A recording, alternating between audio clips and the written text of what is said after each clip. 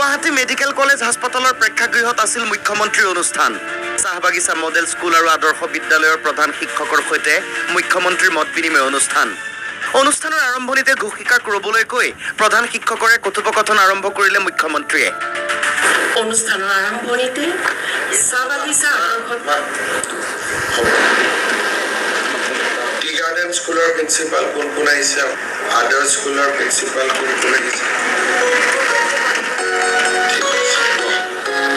অনুষ্ঠানৰ আৰম্ভণিতে চাহবাগিচা বছৰৰ কেইবাটাও মাহত সময়মতে দৰমহা নাপায় শিক্ষক প্ৰধান শিক্ষকে।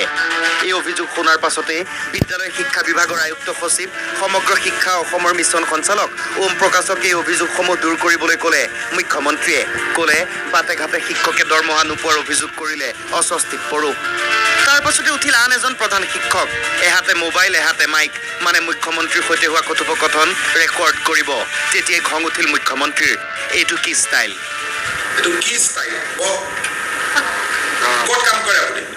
আৰু মোবাইলটো এনেকে থিয় কৰাই পেলাই আপুনি কথা পাতিব, তাৰপিছত লগৰ মানুহখিনি ক'ব যে মই এনেকুৱা কৰোঁ। এইবিলাক কি ধৰণৰ টেণ্ডেঞ্চি ভাই? এজন প্ৰধান শিক্ষক অলপতো জ্ঞান থাকিব লাগে। সাংবাদিক হোৱাৰ ইচ্ছা থাকিলে সাংবাদিক হওক, এয়া কৰিলে ল'ৰা ছোৱালী বেয়া হ'ব, ধমক মুখ্যমন্ত্ৰীৰ। এনেকে আগত আপুনি মাইক ল'ব আৰু এনেকে মোবাইলত ধৰি কথা পাতিব।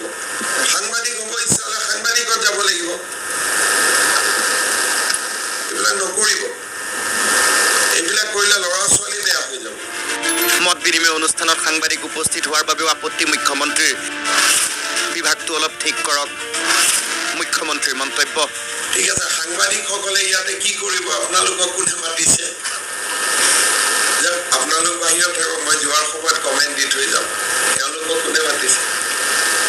ডিপাৰ্টমেণ্টটো অলপ ঠিক কৰক। সাংবাদিকে ৰিভিউ মিটিঙত শুনি থাকে নেকি? কেনেকে আহিব পাৰে? কি যে কৰে না চৰকাৰ। বাবা, মই বাহিৰত যাওঁতে ষ্টেটমেণ্ট দিম। দীপাংকৰ কলিতা আৰু সুকল্যাণ ৰাজখোৱাৰ ৰিপৰ্ট, NKTV+।